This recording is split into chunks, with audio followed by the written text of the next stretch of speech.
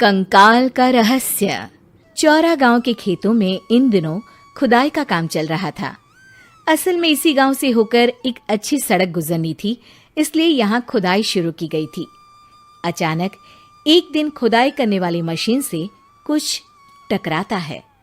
बाद में जब खोजबीन की जाती है तो वहां से 2 कंकाल मिलते हैं।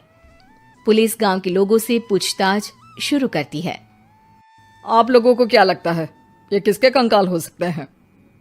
अरे साहब, हमें क्या पता ये किसके कंकाल है, आप ही लोग पता लगाइए। हम लोग तो बहुत ज्यादा डरे हुए हैं। हाँ, हमारी फॉरेंसिक टीम अभी आ रही है।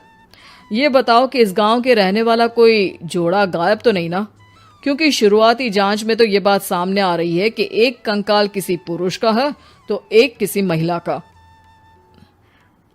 साहब, हमें तो बहुत डर लग रहा है। ऐसे कंकाल मिलने का मतलब गांव के आसपास ही किसी की हत्या हुई है या फिर किसी को जलाकर मार डाला गया है। हाँ साहब, हम अपने परिवार को लेकर बहुत ही ज्यादा परेशान हैं। देखिए, आप लोगों की परेशानी हम समझ सकते हैं, लेकिन आप लोगों को पुलिस का सहयोग करना होगा, क्योंकि आपके सहयोग के बगैर हम ये पता नहीं लगा सकते हैं कि आखिर ये किसके कंकाल है और इनकी हत्या किसने की। ठीक है साहब, गांव के लोग आपका पूरा सहयोग करेंगे। हाँ साहब, पूरा सहयोग करेंगे। तो फिर ठीक है, हम अपनी जांच शुरू कर देते हैं। कुछ दिन बाद जांच रिपोर्ट आ जाती है।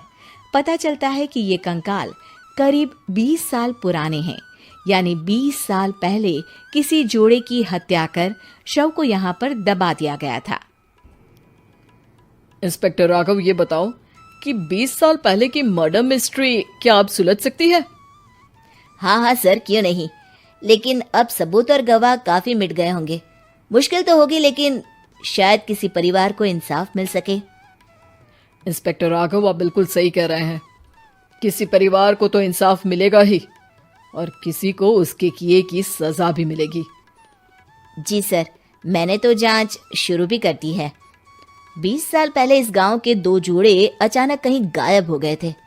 मैंने दोनों ही परिवारों के बाकी के सदस्यों से बातचीत शुरू की तो उन्होंने बताया कि उनके बच्चे शहर गए थे, लेकिन आज तक वापस नहीं लौटे हैं। लेकिन ये दोनों शव किस परिवार के सदस्यों के हैं, ये कैसे पता चल सकेगा? सर, मैंने डीएनए टेस्ट करवा लिया है। आज शाम तक इसकी रिपोर्ट भी आ जाएगी। अच्छा, ठीक है। उसी शाम को सर, डीएनए रिपोर्ट के मुताबिक ये दोनों ही लाशें चौरा गांव के रहने वाले प्रधान सुल्तान सिंह के बेटे और बहू की है। लेकिन इनकी हत्याएं किसने की है, ये कैसे पता लगेगा? इसी का तो पता लगाने की कोशिश में जुटा हूं सर। आज सुल्तान सिंह से मिलने भी जा रहा हूं।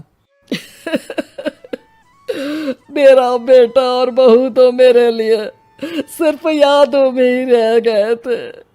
हमें उनकी लाशें तक नहीं मिल सकी थी।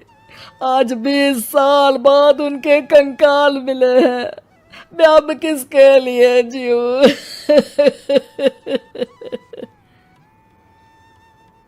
लेकिन सर, क्या आपकी किसी से कोई दुश्मनी थी?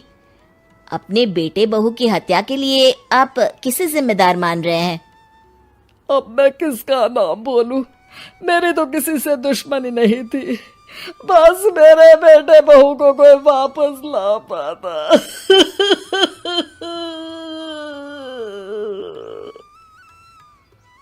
इसके बाद सुल्तान सिंह फूट फूट कर रोना शुरू कर देते हैं। सर, अब आप इनका अंतिम संस्कार करवा सकते हैं। कम से कम इनका शरीर ना सही, इनका कंकाल तो आपको मिला है। लेकिन हाँ, अगर आपको कुछ भी याद आए तो जरूर बताइएगा। मेरी तो बेटा अब उम्र हो गई है, लेकिन मेरे बेटे और बहू के हत्यारों का जरूर पता लगाइएगा, क्योंकि जब तक हत्यारे पकड़े नहीं जाएंगे मेरा मन नहीं मानेगा। सर, हमारी पूरी कोशिश रहेगी हत्यारे को पकड़ने की। लेकिन एक बात बताइए, उस वक्त आपको किस पर शक गया था? उस वक्त मेरे एक ड्राइवर को पकड़ा गया था, लेकिन सबूतों के अभाव में उसे छोड़ दिया गया था। अच्छा, और ड्राइवर पर कैसे शक हुआ था? क्योंकि उस दिन ड्राइवर छुट्टी पर था। उस समय लेकिन लाश क्यों नहीं मिल सकी थी? उस वक्त पुलिस ने बहुत कोशिश की थी, लेकिन दोनों की डेड बॉडी नहीं मिल सकी थी। ठीक है, हमारी तफ्तीश चल रही है, मैं फिर आऊंगा। इसके बाद इंस्पेक्टर वहां से चला जाता है और सुल्तान सिंह अपने बेटे और बहू की याद में खो जाते हैं। कुछ दिन बाद सुल्तान सर, एक बात बताइए, जब आपके बेटे बहू की हत्या हुई थी, उसी के आसपास आपके ही गांव का रहने वाला एक और जोड़ा उसी वक्त गायब हो गया था ना? हाँ सर, अलका और अभिषेक, वो भी मेरे बच्चों जैसे ही थे। तो फिर वो कहाँ है? उनका भी आज तक पता नहीं चल सका, लेकिन बताते हैं कि कुछ साल पहले अभिषेक को गांव के ही किसी आदमी ने मुंबई में देखा था, लेकिन फिर वो गायब हो गया। यानी अभिषेक और अलका की हत्या नहीं हुई थी, बल्कि उन्होंने किसी वजह से खुद ही गांव छोड़ दिया था। हाँ, हो सकता है, क्योंकि अभिषेक मेरे बेटे संतोष का अच्छा दोस्त था और उसका मेरे घर भी आना जाना लगा रहता था। हो सकता है कि उसने मेरे बेटे और बहू के बारे में सुन लिया हो और ये गांव छोड़ दिया हो सकता है। उनके परिवार का कोई अब नहीं रहता क्या इस गांव में? अब तो कोई नहीं रहता। एक चाचा थे, लेकिन उन्होंने भी अपना पुश्तैनी मकान बेच दिया है। वो भी अब कहीं शहर में ही बस गए हैं। ओह, अभिषेक और अलका के बारे में भी पता लगाना होगा। हो सकता है कि वही इस हत्या के बारे में कुछ बता सके। हो तो सकता है, लेकिन वो बेचारे तो खुद ही वक्त के मारे थे, वो क्या बताएंगे। फिर भी सर, जब केस दोबारा खुला है तो जांच तो करनी ही पड़ेगी, और इस बार तो लाशें भी बरामद हुई है। कुछ दिन तक लगातार तफ्तीश चलती रही। एक दिन थाने से सुल्तान सिंह को फोन आता है। हाँ, कौन बोल रहा है? सर, मैं कांस्टेबल तुलाराम बोल रहा हूँ थाने से। आपको थाने आना पड़ेगा। थाने? लेकिन क्यों? सर, किसी की पहचान करवानी है। अच्छा ठीक है, मैं दोपहर तक पहुंचता हूँ। सुल्तान सिंह दोपहर में थाने पहुंचता है। कई पुलिस के अधिकारी वहां मौजूद रहते हैं। सर, आपके बेटे की हत्या का रहस्य आज शायद सुलझ जाए। अच्छा इंस्पेक्टर राघव, पर वो कैसे? सर, उस आदमी को देखिए, क्या वही अभिषेक है? सुल्तान सिंह की आंखों में हैरानी से आंसू आ जाते हैं। हाँ सर, यही अभिषेक है। ये आपको कहाँ से मिला? सिर्फ अभिषेक ही नहीं, बल्कि इसकी पत्नी अलका भी इसके साथ है। मैडम, जरा अभिषेक की पत्नी को लाइए। जैसे ही अलका को पेश किया जाता है, सुल्तान सिंह जमीन पर गिर जाते हैं। सुल्तान सर, क्या हुआ आपको? आप अलका को देखकर गिर क्यों गए?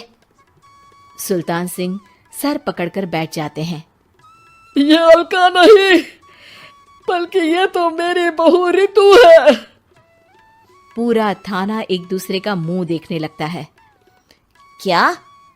इसके बाद हर किसी को दो कंकाल और हत्या का रहस्य समझ में आ गया। अभिषेक और रितु ने मिलकर संतोष और अलका की हत्या की थी और लाश को जमीन के नीचे दबा दिया था। आज 20 साल बाद इस हत्या का रहस्य खुल सका था कि अवैध प्रेम संबंध में 2 मासूमों की जान गई थी।